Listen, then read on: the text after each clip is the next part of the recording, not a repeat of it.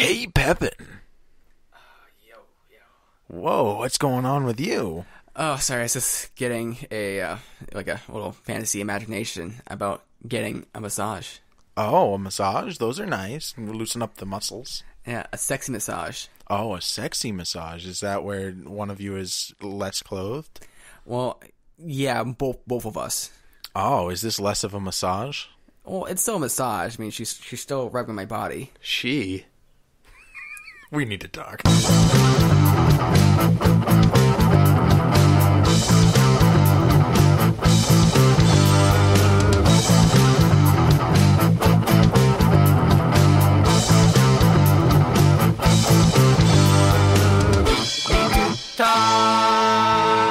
back. So glad you guys could join us. I'm here once again with the artist himself, Nathan. How's it going, Pepin?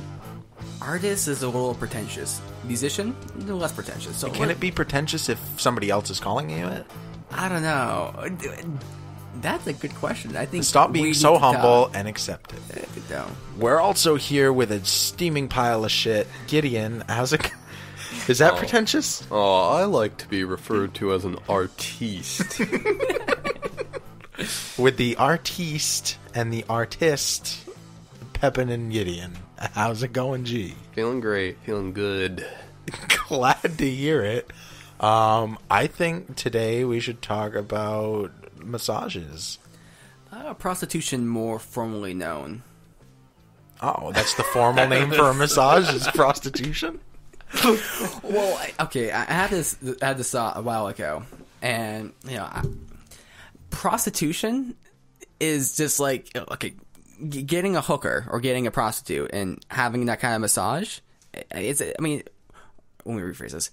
So, if you were to say get a hand job from a prostitute, they're essentially just giving you a really, really good massage. I'm not really sure. From a logical level, they're just really good with their hands. And really good at massaging one part of your body. Like, some people are super good at massaging your feet. Some people are super good at massaging your back. Some people are neck specialists. This person's just like a, one part of your body specialist. And it's a special part of your body, but... A special part of your body. Are you saying other parts of my body aren't special? Worded very eerily, like a priest talking, Catholic priest. But kind of connecting the topic of prostitution back to taboos, which was a previous episode we had Gideon on. Prostitution does seem to be a bit of a taboo, at least in American culture. No, for sure.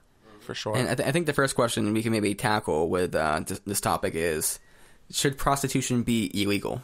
No. Why not? More markets, healthy economy.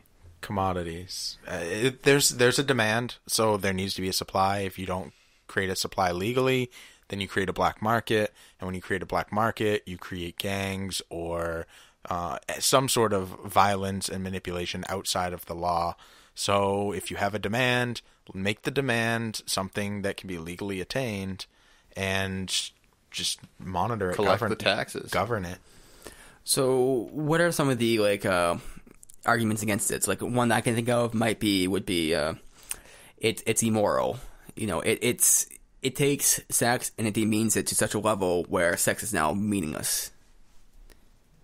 Okay, and what does that have to do with legality? That's like a personal decision. To me, it's is it the state's responsibility for keeping the sanctity of sex? Mm-hmm. And to what degree? Well, to some degree, it might be, because you could make arguments against, bestiality, or against sex with minors and such. So there's some kind of sanctity there. Well, that's like a public health concern, and right? consent concern. Yeah, the consent is what's consent and so on and so forth. So there's some kind of role there with the government, you could say. So what's the main difference between that and, prostitution? With bestiality and with prostitution? pedophilia and prostitution. Jeez, mate. I mean, I'm not a very good proponent of, or devil's advocate of, that position, so... You're getting your wires crossed here. The difference is consent. Yeah. Consent, okay. Absolutely. Between two adults. Two adults. And, that's probably the issue with pedophilia is that, someone who is a child or even, say, a teenager can't give consent to someone who is fully aware of their actions. Yeah, and it's proven that it's, like, psychologically harmful. So is the harm, though, the issue to, like, is that a crux to make something illegal? It could be, in theory. Yeah, if it's abusive, So you're infringing on somebody else's rights. So let's say that someone who is a prostitute is being harmed in a psychological way from their actions, and so much so that it needs to be illegalized or made illegal. But there's only so much you can do there. Like, people are allowed to cut themselves in their own home, and that's their prerogative, and you can't force them to get the treatment they need, right? I see it as a similar idea. Obviously, it's not like cutting, but like if they are harming themselves, whether it's mentally or physically, they have a responsibility until others are involved to take care of themselves. Self-harm is not good, you're saying, but someone is, say, in control of their body, they have the right to self-harm themselves, even if they, Well, more like there's no way that you can govern that effectively. So it's impractical to govern that. Exactly. Because prostitutes exist anyways, right? We see it's like what Steve was saying earlier. Then you get the black market and so on and so forth. I'm definitely on the side of legalizing prostitution. There's actually many countries where it's kind of legal and regulated, which have turned out to be a bit better results. I think one big issue is with pimps and such, and getting beat up in gangs and violence. And if someone is raped, or let's say that they're beaten or they get their money stolen, they can't. If you're a prostitute, you can't actually go to the police about that because you're already kind of doing something illegal. It's kind of a whole big issue.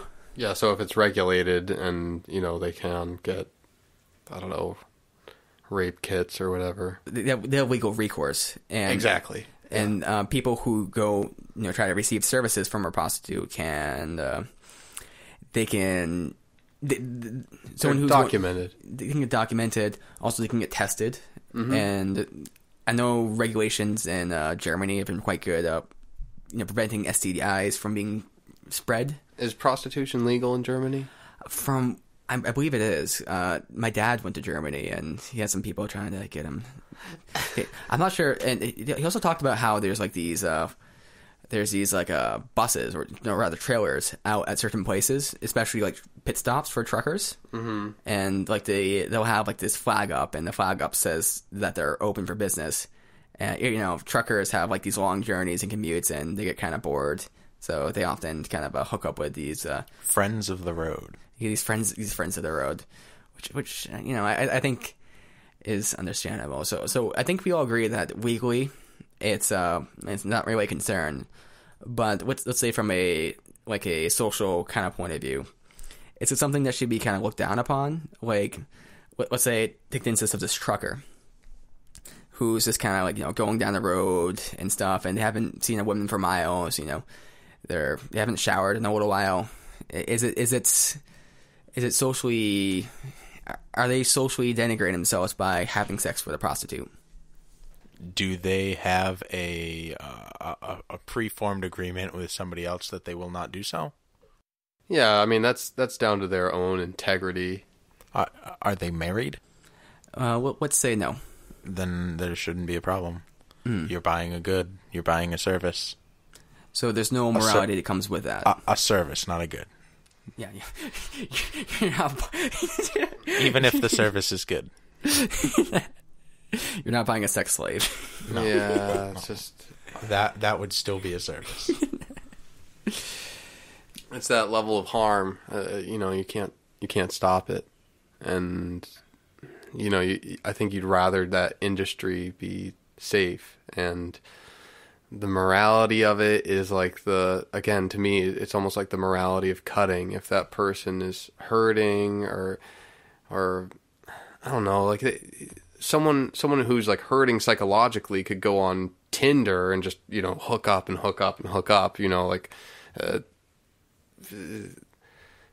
that level of like how they're treating their own body and their sex. Maybe it's harmful and they're making themselves feel worse, but you just can't legislate or enforce legislation against it. And we hope, the good parts in us hope that, that person does what's best for themselves, that makes them feel good about themselves and right and sleep well.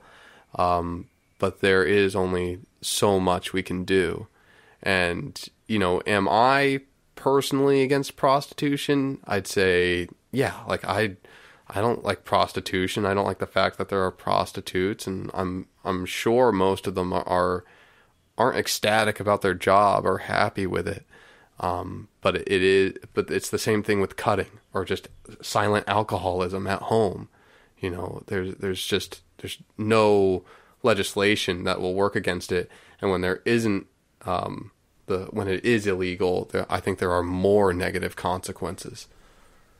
That's a very pragmatic kind of response there. Like, I feel like there could be plenty of people who would love the job of a sex worker if it was legal, but doing it in an illegal setting is usually something that people aren't that excited about. Yeah.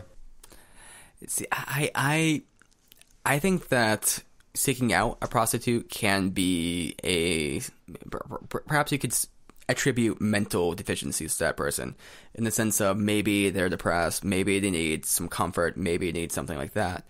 But at the same time, I think the same kind of more positive attributes can be aligned to that person. Maybe they just don't want to go on dates. Maybe they're just looking for some sex, just some meaningless sex, and they're willing to pay for it. Maybe they want an experience. Maybe they don't want to deal with a woman after they're done having sex. Which might be even a thing. Or maybe they want a man. I struggle with this in my mind because from my logical point of view, like my rational mind says that, like, if I want a massage, like a back massage, I'm going to find a masseuse. I'm not going to find a girlfriend to do it, right? Because, any random girl off this, I've met, probably not going to be very good at giving back massages, right? And giving good back massages is hard, takes a lot of practice. And let's say I want some sexual gratification. I could find any random girl, right? And chances are that she's really good at, say, sexually gratifying me is maybe not that high. Chances that she's going to be really good in bed, not that high. Nate's a connoisseur. But so I might not, and I might not mind. I might actually really enjoy if my girlfriend or my date gives me some kind of sexual stimulation, right? But if I want something that, like, a real experience, I'd find someone who actually knows what they're doing, someone who's trained in some kind of art. Someone who really knows how to give back massages. This has an oaky aftertaste. Yeah. I think there's some intangibles going on there. Like, back rub from a girlfriend feels good for different reasons than it being a masseuse. That's a really good point, Gideon. Well, also part of my mind is, like, that's the rational part of my mind, but the not the irrational part, but the other part, emotional part. It's kind of like, why would you, like, get with a prostitute? That's kind of like not low, but that's kind of where my mind goes. Like, it's kind of a low thing to do. Why don't you just get a girlfriend? I'm positive that's a social thing being pressed on. Yeah, I mean, talk about social taboo. This is a person who could make great contributions to society if that's their sexual nature, and maybe they're saddened by it and we're saddened by it, and I think that's okay if they lead a productive life, or if they're happy. Wait, no, I'm really confused now. Wait, you said if everybody's saddened by the fact that they're doing this, it's okay. Well, saddened? Not everybody, but if they're saddened by it and other people are saddened by it, that's just a sad horror over there. Well, I mean, there's tons, okay. They're doing work. Alcohol's legal, and at least they're not sitting in unemployment. There's so much sad about alcoholism, and you see it on the shelves. That's part of you thinks like, oh, this is fun. The other part, you might see some other guy in the liquor store, and you're like, God, like, what a bummer. I don't know if it's sad though. I mean, it's hard to judge for myself because so much of what we see in the United States is a result of the illegality of it. So a lot of the issues we see. So I think it's hard to come at it from a point of view where it's legal, because we're not used to that. Whereas I think if it was legal, we might still look at it, maybe socially as a bit kind of like taboo, a bit kind of like, oh, you hear about Ted, he started a prostitute. But I don't think it would be the same kind of thing. I don't think it would be sad to be kind of like, oh yeah. But also to expand upon a thought here, I think there's certain circumstances in which people wouldn't quite judge someone for, paying a prostitute. Like they couldn't quite judge them. So let's say that Gregory, he spent a bunch of money and he had a party with say 15 very attractive girls. He paid them all very well or something like that. So in that case, Gregory is kind of having a fantasy, and he paid say maybe $15,000 for this. Let's say, Is that really sad to kind of fulfill that fantasy? I mean, I don't think that's really not immoral. I don't really think it's degrading on Gregory's part from a social point of view. I think that makes it allowable if it's this huge crazy fantasy, if the scales are high enough. I mean, I don't know. It's like bragging rights, though. I don't think any of it should be degrading on a social point of view regardless. Well, what the fuck does it matter to you what Greg does, whether Greg pays or doesn't pay to have sex? Who cares? I want to fuck Greg. I feel better than you because I have a girlfriend who I have sex with, and you pay to have sex. I'm better than you. Fuck you. Get over yourself. Yeah, I mean, it's the same idea as I drive a BMW or own a yacht or whatever. It's what the fuck ever. My yacht's 2 inches longer than yours, so I have a bigger ego. So from what I gather, Gideon kind of sees it as more of a negative thing, but something which should be allowed. I think in general, it's probably negative for the individuals. It doesn't have to be. Is it kind of maybe many people, including myself, are in favor of free speech, and we support hate speech, but not because we agree with the hate speech, but people need the right to say whatever they want. Yeah, that's kind of. I don't know if hate speech is the right term, but bigoted talk. Mm-hmm. And at least with prostitution, it would be. I mean, you're making more of a consequential argument, but it's still their body, it's still their. I think you're making also the it's still their body. They can do self-harm if they want, right? Yeah, I don't understand where the harm comes in any of this. I don't quite. How is it harming to have sex? I don't quite understand either. But. I mean, I think it can be psychologically harming, or people are doing it from a depressive state. People turn to prostitution from not happy parts of their lives. Are you talking about daddy issues? Maybe whatever kind of issues it may be. Maybe they were abused when they were younger, and they just have issues with sex in general. I was saying again, the you can have negative issues with sex, but I mean, anything can be done from a negative point of view and can be damaging psychologically. You can have an office job that's damaging psychologically because it's not stimulating in any way. I just think more often than not, prostitutes aren't happy and proud of their work. And I think a lot of people aren't happy or proud of their work. But how much of that comes from the culture pressing down on them that you should look down on prostitutes? I feel like that's where it comes from. Maybe like that, maybe there is this sort of special quality we feel about sex, but I think even in Germany or Japan's a little looser with it, but I still don't think the prostitutes in places where they're perfectly legal, perfectly permissible, it's.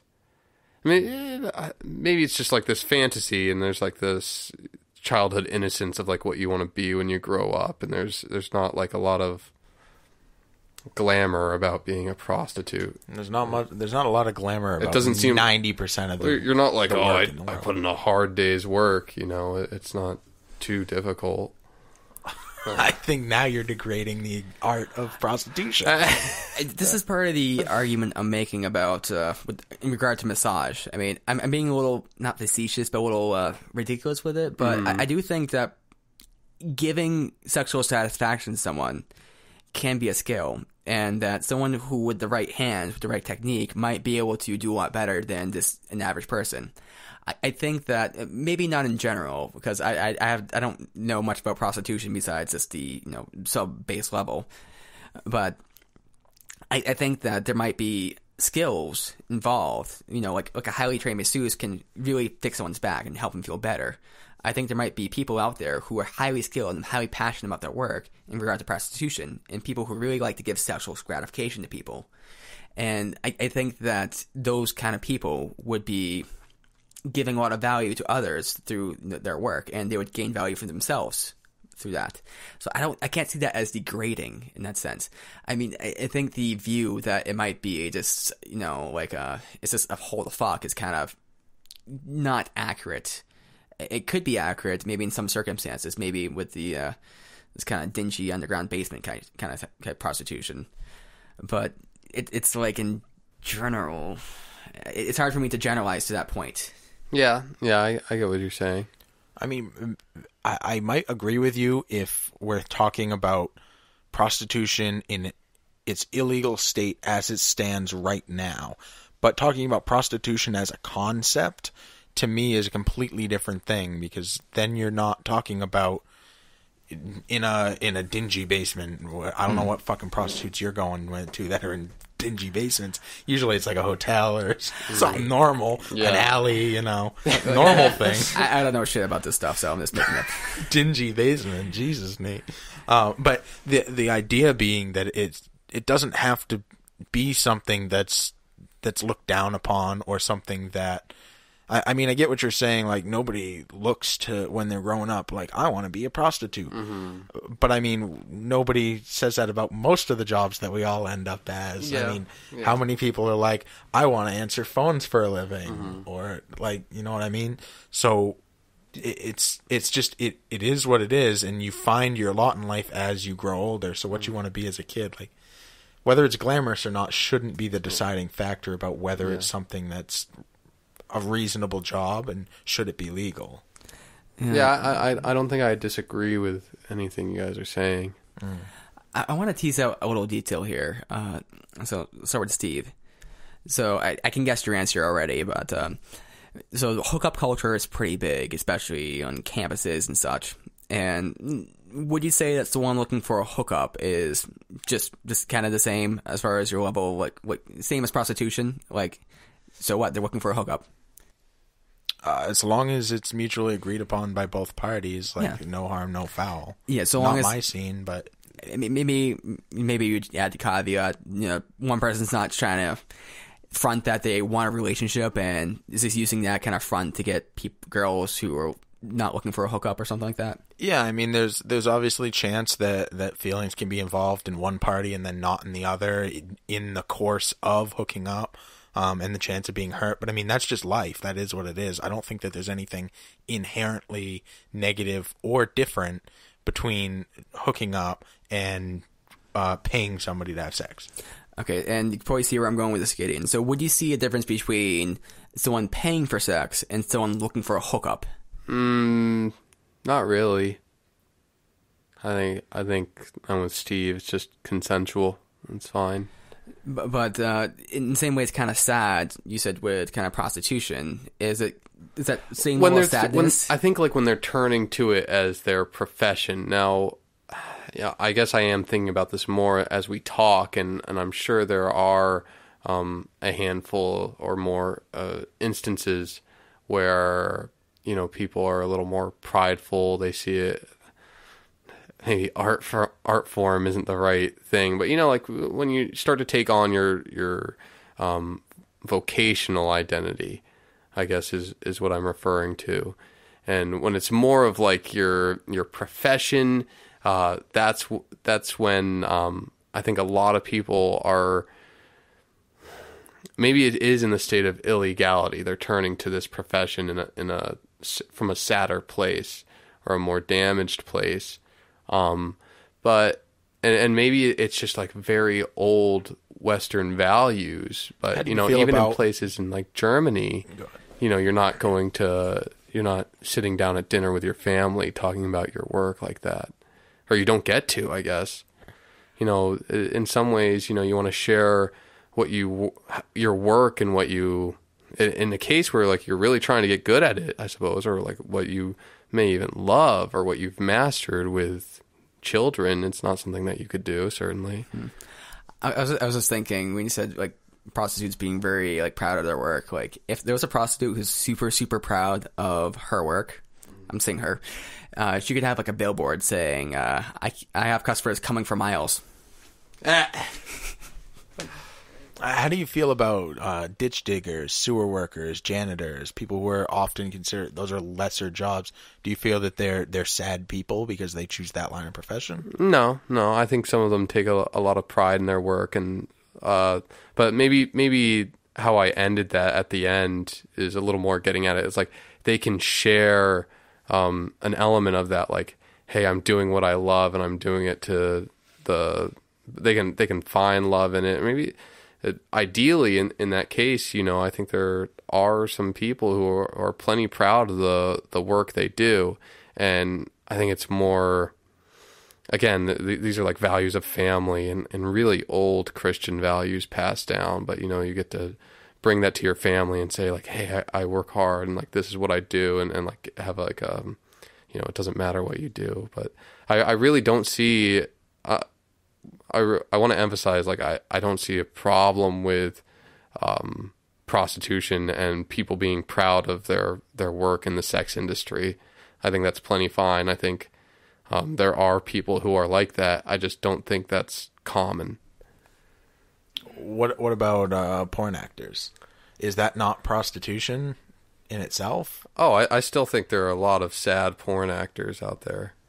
I think I think there's a lot of sad people in any profession you could ever look at. That's true. Porn is tough. I just don't see the determination you're making between the prostitution being a sad industry versus any other industry which is full of sad people. I mean, I think it's within the taboo. It's like you don't get to share and relate about that. And that I can get behind. That in our society right now, there's a taboo against talking about something along those natures. In most Western societies, and I want to emphasize, like, I think even in Germany, where it's legal, it's not. There's still kind of a air about it. Yeah. So I want to be clear about my understanding of everybody's positions here.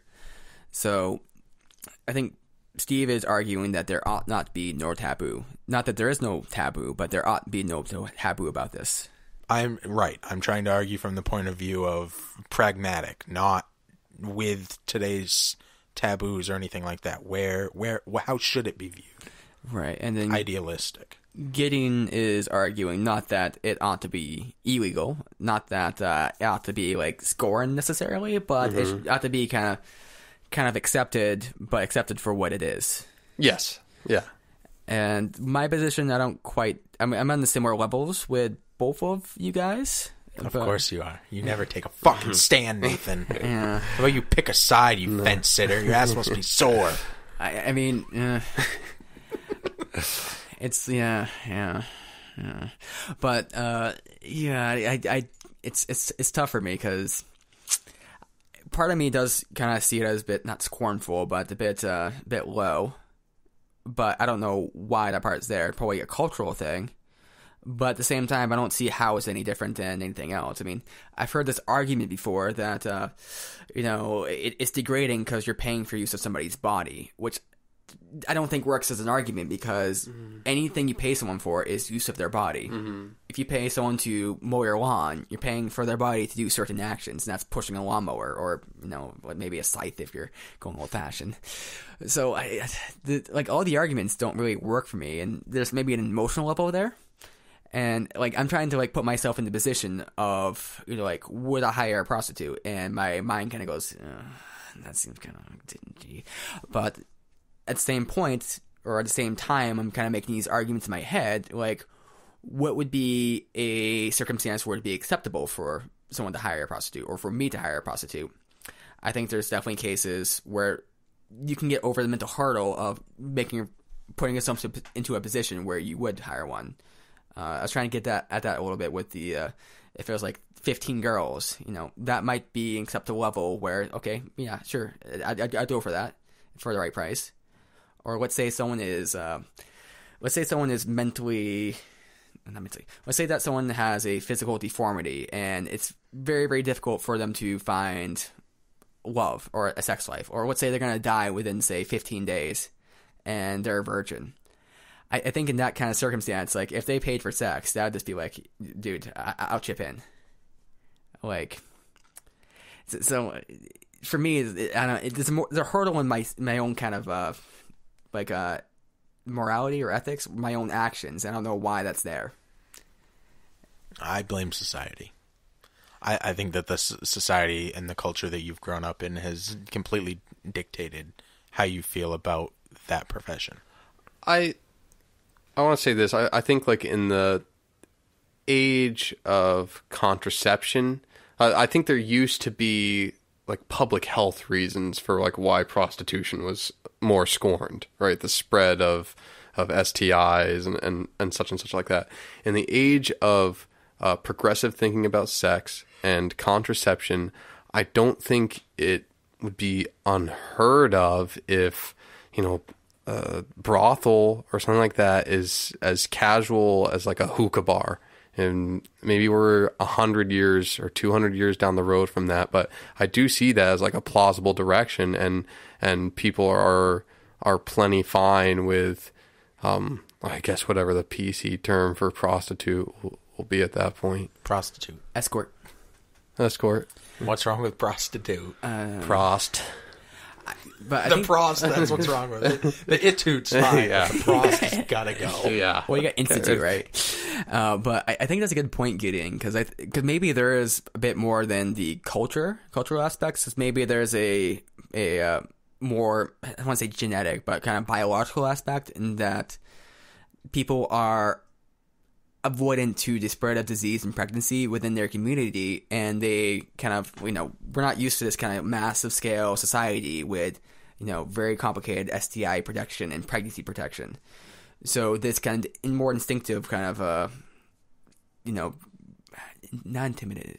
This more instinctive kind of caution or kind of feeling might be just kind of a biological kind of disposition for some degree that doesn't quite scale to modern society.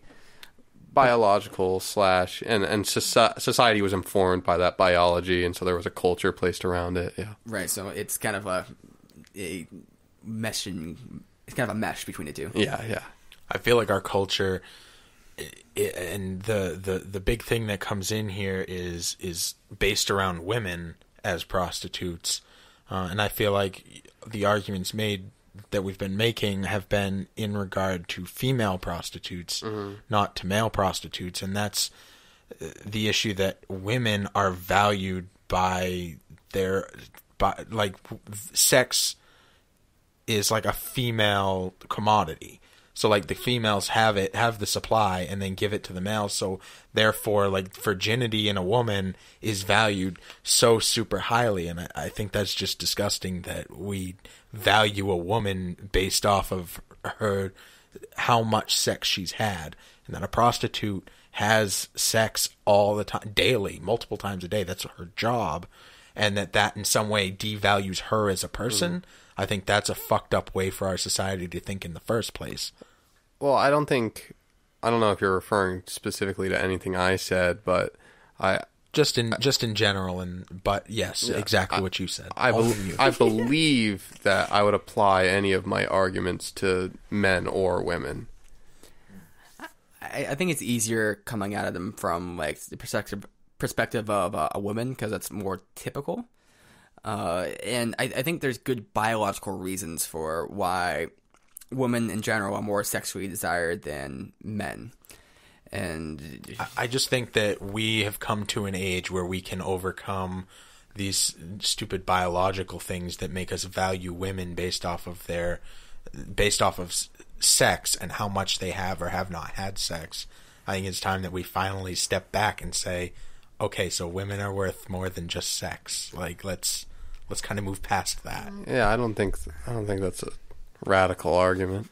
I want to agree with that argument, but the problem I have is that, like, our brains are designed from, 3 million years of Homo sapien evolution, and we can overcome a lot. So, to be clear, there have been many cases of monks and priests who they've overcome the biological urge of reproducing and just not reproduce, which has never happened in their lineage. Every ancestor they've had, every mother and father has fucked and reproduced. They're the first to stop. And so I'm not saying you can't overcome these biological urges, but I'm saying the urges are still there. And this is why in these doctrines of, say, Christianity or Buddhism and such, there is a large focus on temptations of the body, of lust, of these things. And I think eliminating it from your mind as a whole is, I don't want to say unrealistic, but I think it's rooted in our biology, and I think there's a reason why it's rooted in biology, which is, to past evolutionary circumstances. Then I want to clarify, because I feel that my point's being missed. Not to overcome the urge to want to have sex, to overcome the valuation of women based on sex. Saying that a woman who has had a lot of sex is worth less as a person. That she is a sad person because she has a lot of sex. I think that in and of itself is disgusting. Whereas a man, it's the exact opposite. I think it still connects to that, though, because I think there's evolutionary reasons to have those presuppositions of value, which were useful in the past, not useful now. There's no disagreement there. And I think there's these circuits in our brain which are informing these presuppositions, and that these presuppositions just still exist. And maybe you could say education is the best solution to these problems, or to this problem, because I agree with you that a woman should not be valued less for having more sex. A woman should not be valued less for having, sex for money, for, those kind of exchanges. I agree with that. But I'm saying people who have those inclinations or have those presuppositions, just kind of naturally, they ought not be made into a figure of scorn, but rather a figure of education. And I don't disagree with that in any way, but I think that you're applying biology and evolution to something that's not the case anymore. Maybe way in the past that was the case, and that was the reasoning, but I think that we're well past that, and it takes a psychological shift of society and the way that we treat people and the way that we educate. Like you're saying, it comes down to education in order to change that mindset. I think a part where I come from is a mathematical and psychological correlation between past abuse or some sort of abuse and problems with sex. And so, not to say that I'm all-knowing about this issue, and maybe I'm completely misunderstood, but I do believe that there are, more often, it's not from like a lot of people judging, and I do think a lot of women have sex and they're perfectly secure with it. But I think there is a lot. There's a lot of strange things that occur psychologically, and people express their sexuality in maybe taboo ways from past abuse. And I think that manifests itself in the pornography industry and the prostitution industry. I don't disagree with that. And even if so the numbers are probably there, and that's probably accurate. But my point, I think that defends my point in saying that somebody who is brought down and abused, they're made to feel that they have no value. And the value that we give women is sex. So to give themselves value, they have sex. But if we gave them an outlet that's a realistic outlet, something that really is valuable to a person, to a human being, instead of completely turning them into just a sexual object, then that would alleviate a lot of those issues, and they could find outlets that were more healthy. Yeah, I agree with that. I think the unhealthiness of using sex as an outlet stems from the social construct in the first place that sex creates value for a woman. At least we're talking about like mature women, right? Like abuse during childhood when you aren't a sexual creature, at least for humans. I don't understand the question. Regardless of when the sadness, I guess, it's like with alcoholism, and that's why I made the allusion to that, is maybe that's not based off past abuse, or I think oftentimes those abuses are passed on. But like the abuse of alcohol, there's like a certain kind of sadness to it, right? And I think it's just coming from those sad places. It's when, and maybe there are ways to turn the society for all those issues and our way of thinking about it. But that sadness that I'm coming from is in the place of a probability of their actions coming from a place of sadness.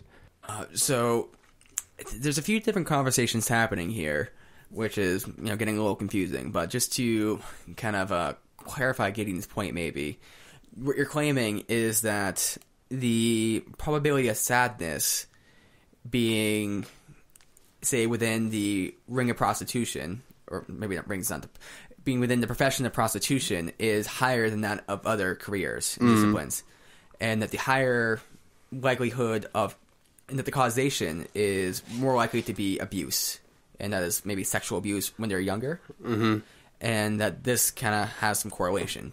Now, I think Steve would respond to this with saying that may be true, but part of the issue with that issue ideally does not need to be there, and that part of the issue is there is because of the issues with sexuality and the way that society views sex, and that maybe the solution to this is overcoming these kind of biological roots and kind of getting past them, and also obviously not abusing kids when they're young. Yes. Yeah. So I think we can all agree on that, and I think we can all agree on there are sad cases of any job in general, but in sex work especially, there can be sad cases, especially regarding its illegality. With prostitution being illegal, there's issues with pimps and all the law, and people murdering prostitutes and stuff, and when that's awfully terrible. So I think we could all agree on those aspects being terrible. And I think Steve would, and myself as well, would claim that many of those issues are there because of the illegality, but not because of the nature of the profession in general.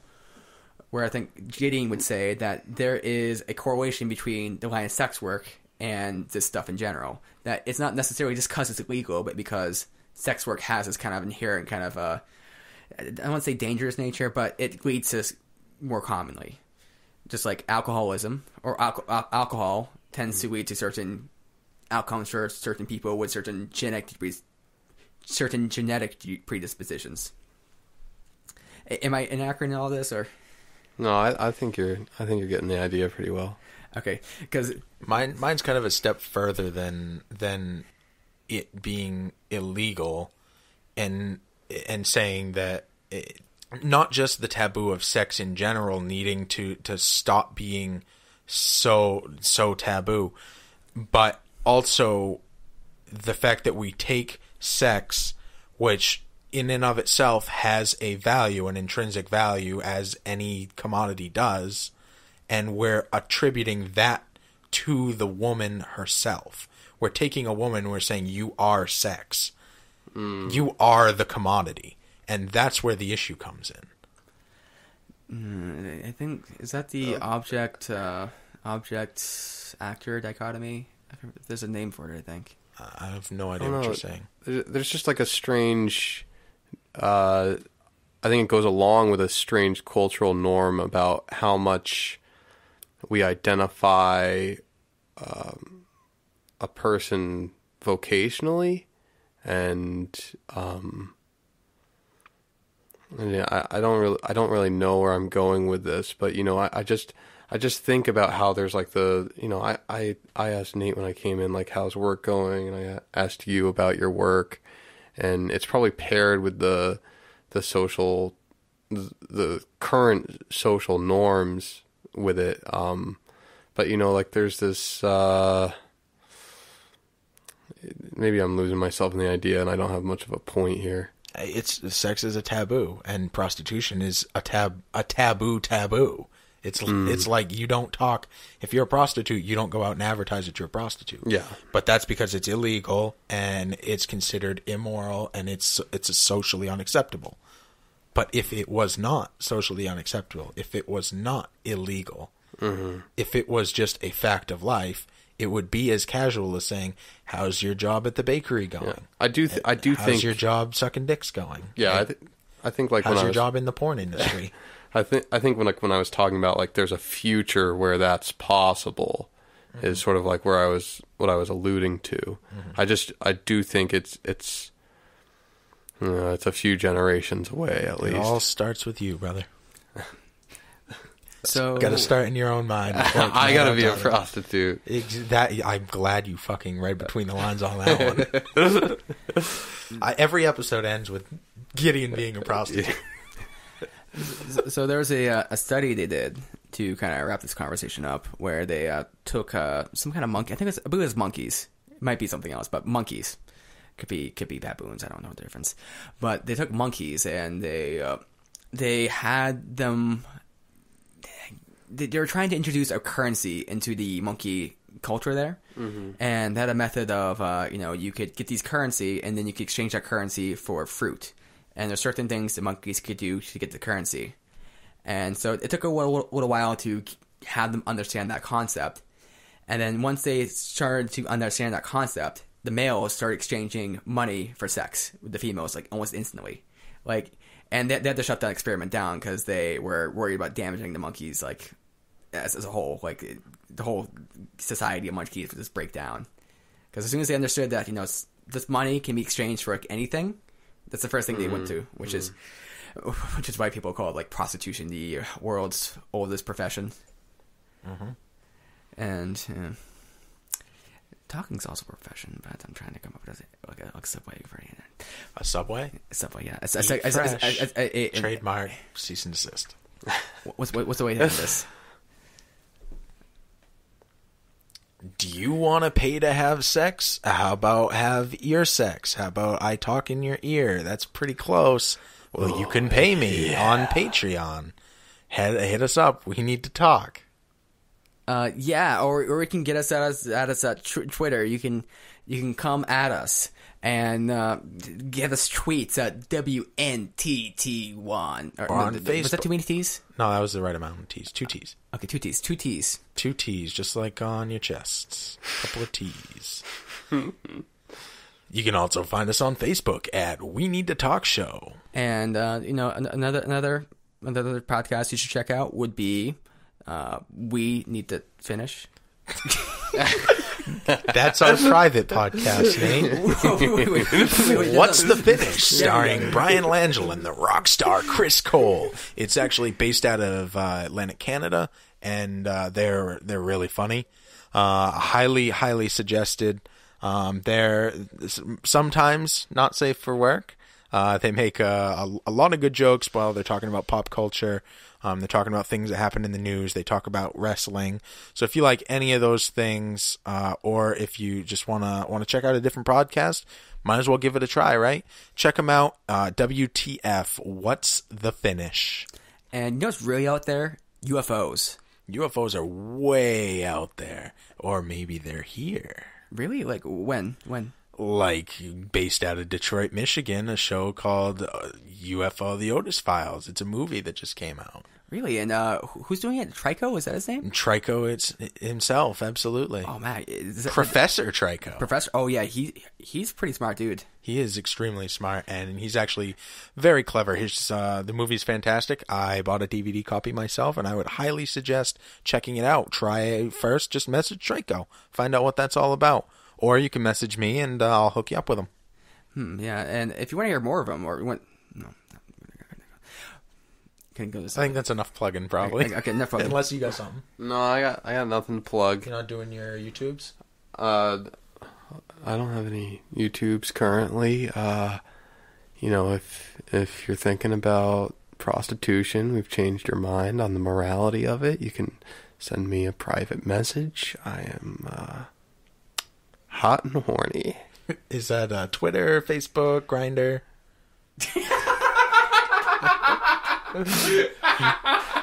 MySpace. MySpace.com/Gideon the Hole. The whole Gideon. Until next time, we need to talk.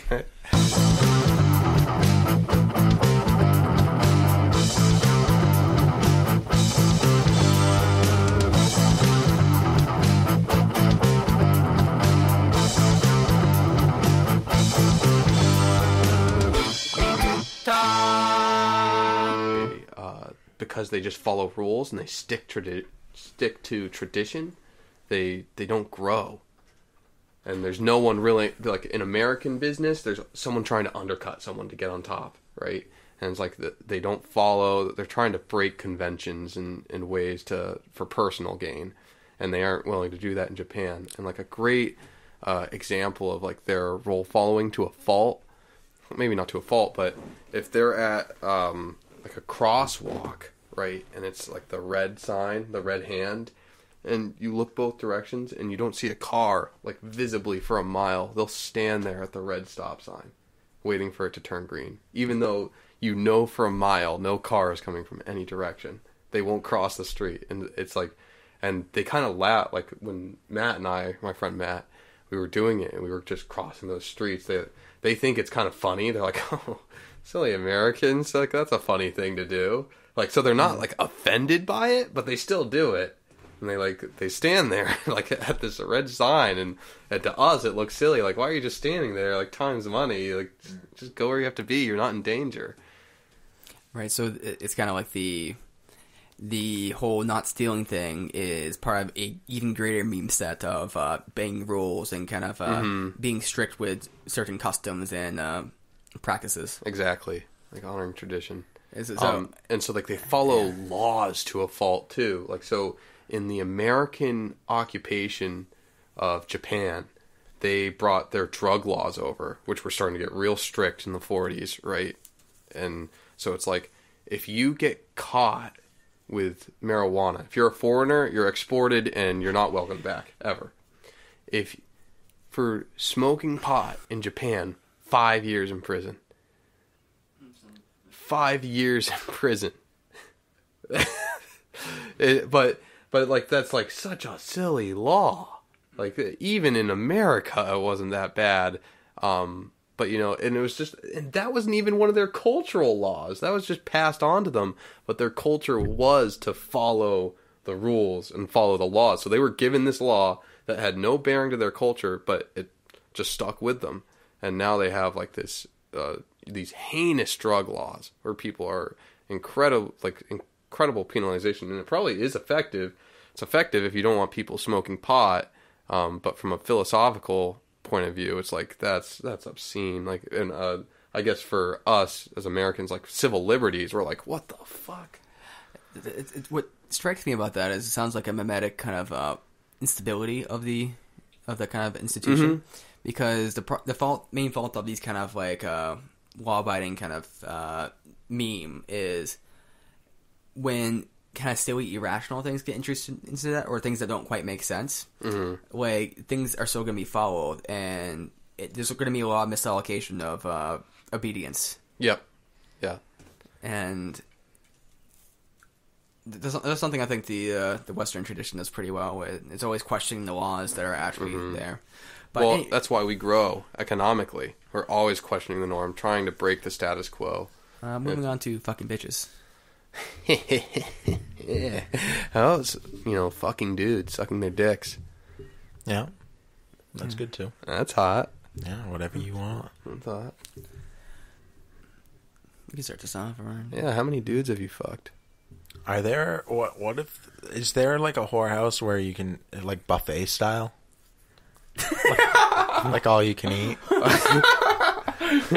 you can eat cum. No. Like, I'm just like thinking of like pots, like like chum, like on a ship, but it's just filled with not what I was getting at. hot cum. I was more saying like there's a lineup of girls and you can just like pick and choose like you in Japan. I think and then they switch do them have stuff out like midway if you want. Or is it like one payment you get all you can eat? that. The prostitution laws in Japan are very lenient. Okay, it's like you have to get to know them. We'll have to Get know discuss the this. Oh no, we're recording. We don't want to pull our roll too early. Hey, Pepin.